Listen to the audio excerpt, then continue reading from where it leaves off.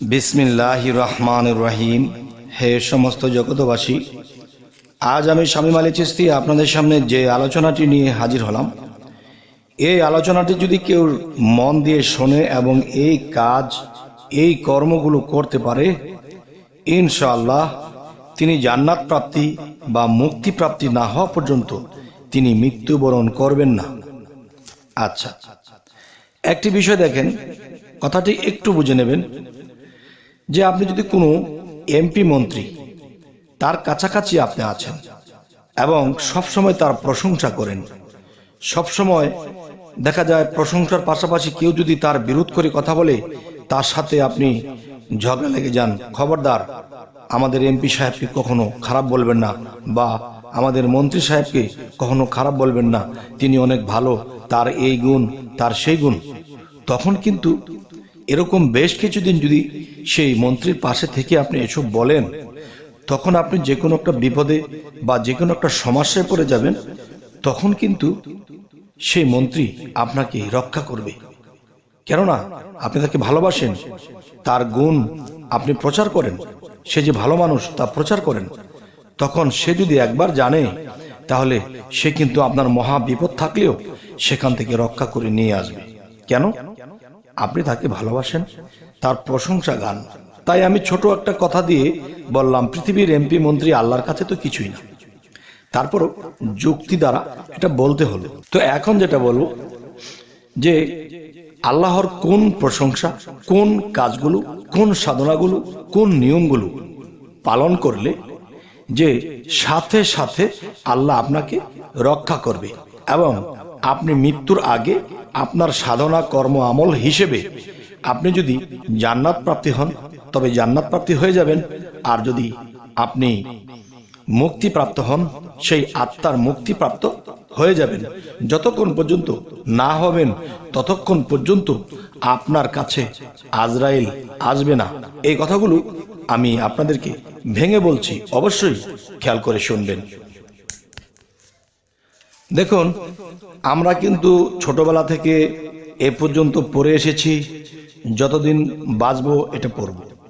যে আমরা বলতেছি কি সূরা ফাতিহার মধ্যে যে সিরাতাল মুস্তাকিম, সিরাতাল মুস্তাকিম, তার মানে সিরাতাল মুস্তাকিমের সহজ সরল পথ আল্লাহ আমাদেরকে দান করুন।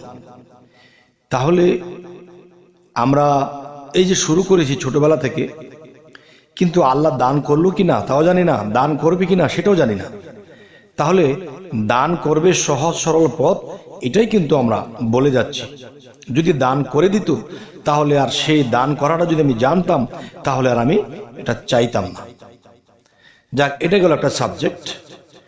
এরপরে আসি যে সূরা ইখলাস, যে কুল হু আল্লাহ, এটার মধ্যে কি বলা হয়েছে, আল্লাহ মহান কেন, আল্লাহর পরিচয় পত্রটা কিন্তু এই কুল হু আল্লাহ যে ইখলাস সূরার মধ্যে কিন্তু আল্লাহর পরিচয় পত্রগুলো দেওয়া হয়েছে।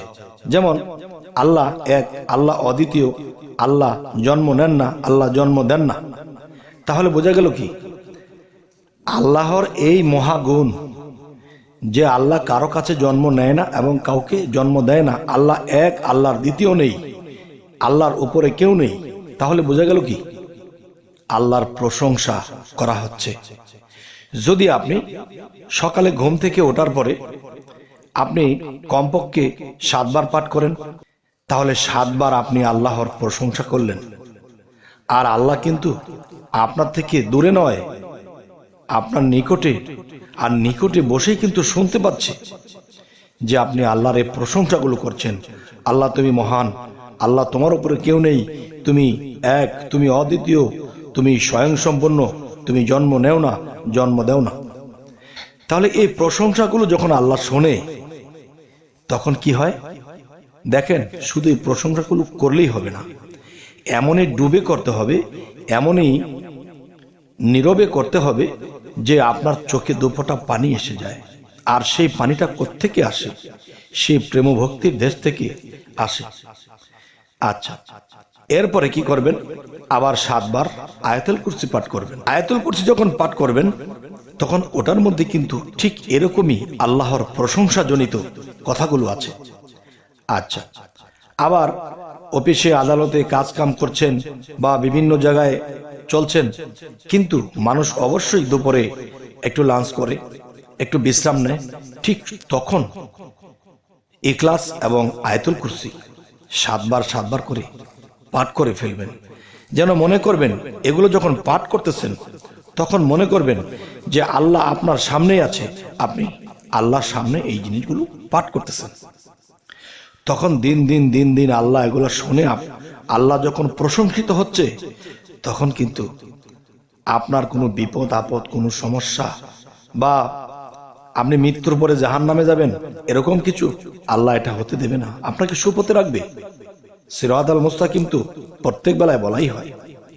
আচ্ছা, এরপরে কি, যখন রাতে ঘুমাবেন, ঘুমাইতে যাওয়ার আগে আল্লাহ তাআলার কিছু জিকির আজকার করে এরপর এগুলো আবার পাঠ করবেন। পাঠ করার পরে তখন যে একটু ধ্যানমগ্ন হবেন, আর সেই ধ্যানের মধ্যে যেন আল্লাহকে ভাবতে ভাবতে চোখের পানিগুলো গড়গড় করে পড়তে থাকে।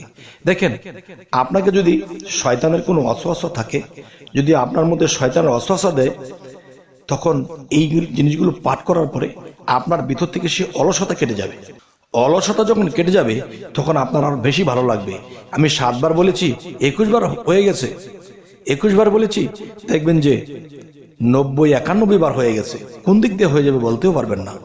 তাহলে শরীরটা যখন আপনার শিহুরিয়া উঠবে, চোখ দিয়ে যখন গড়গড় করে পানি পড়বে, তখন আল্লাহ কিন্তু আপনার সামনে, আপনি যা কিছু বলছেন, আল্লাহর যা গুণ আপনি প্রকাশ করছেন, এটা কিন্তু আল্লাহ আপনার সামনে। তখন আপনার শরীর শিহুরে উঠছে, এমন লাগছে যদি আমি আল্লাহকে আমার এই দৃষ্টি চক্ষু দিয়ে দেখতে পারতাম, তাহলে আমি আল্লাহর চরণের মধ্যে পড়ে যাইতাম। তবে হে সমস্ত জগতবাসী, আজকের এই আলোচনাগুলো কেন করা হলো? দেখেন, মানুষ কিন্তু নামাজের মধ্যেও এই সূরাগুলো পাঠ করে। পাঠ করলে কি, তখন কিন্তু যে আপনি নীরবে বসে যখন চোখের পানির সাথে আপনি ধ্যানের সাথে যখন আপনি ভক্তির সাথে যখন আপনি এটা করবেন, এটা এক বিষয়। আর নামাজে ওঠ বসের মাধ্যমে কোন সূরার পরে কোন সূরা, তখন কিন্তু ধ্যানমগ্ন ঠিক থাকে না, সে ভাবমূর্তি থাকে না, মন চলে যায় অন্যদিকে। কিন্তু আমি আজকে যে আলোচনাটি করলাম, এই বিষয়গুলো যদি আপনি দেখেন, একটা সপ্তাহ করুন, দেখবেন আপনার জীবন পাল্টে যাবে, আপনার অন্তর প্রসারিত হয়ে যাবে, আপনার ভিতরে আত্মা আলোকিত হয়ে যাবে, জীবনটাই ধন্য হয়ে যাবে।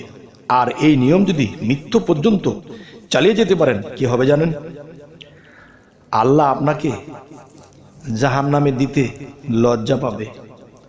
আল্লাহ আপনাকে যদি দেখে মুক্তিপ্রাপ্ত হয়ে গেছে, কিন্তু সেই মুক্তি আপনাকে দিতে হবে, যদি না দেয় তাহলে আল্লাহ লজ্জিত হবে। হে সমস্ত জগতবাসী, আজকের এই কথাগুলো আমি আমার অন্তরের অন্তঃস্থল থেকে বলেছি। যদি বিশ্বাস করেন তাহলে একটা সপ্তাহ করে দেখেন যে আপনার জীবন পাল্টে যাবে। আর আল্লাহর প্রতি এতই প্রেমিক হবেন যে একটা জিনিসকে দেখেন, পৃথিবীতে কোনো ছেলে যদি কোনো মেয়েকে ভালোবাসে, তাকে দেখার জন্য কিরকম আত্মহারা হয়, ঠিক এর চেয়ে 70 গুণ আত্মহারা যে কখন টাইম হবে আমি এই কাজগুলো করব, এবং কখন টাইম হবে আর আমি আমার চোখ দিয়ে পানি ঝরাবো। আর তখন কি হবে? আল্লাহ কিন্তু ওই সময়ে আল্লাহ হাজির থাকে। কেন? আমার এই বান্দা আমাকে যেভাবে প্রশংসা করে, যেভাবে আমাকে ডাকে, তখন আল্লাহর মায়া লেগে যায়। তখন আল্লাহ কিন্তু আল্লাহর চোখের আড়াল আপনাকে করবে না। আর আল্লাহর চোখের আড়াল যে না হবে, তার জীবন ধন্য, ইহকাল ও পরকাল ধন্য।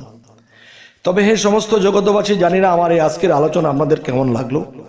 আর যদি কেউ মানতে পারেন, ইনশাল্লাহ ফল পেয়ে যাবেন, 1 সপ্তাহে ফল পেয়ে যাবেন, প্রেমিক হয়ে যাবেন, আল্লাহর রাসূলের প্রেমিক হয়ে যাবেন, ভয় থাকবে না ইহকাল পরকালে। তবে আমাদের এই চ্যানেলটি যদি আপনাদের ভালো লাগে তো অবশ্যই সাবস্ক্রাইব করে নেবেন, এবং পরবর্তীতে যেন ভালো আলোচনা দিতে পারি, ফেসবুক হলে ফলো করে নেবেন। সকলে ভালো থাকবেন। আল্লাহ হাফিজ।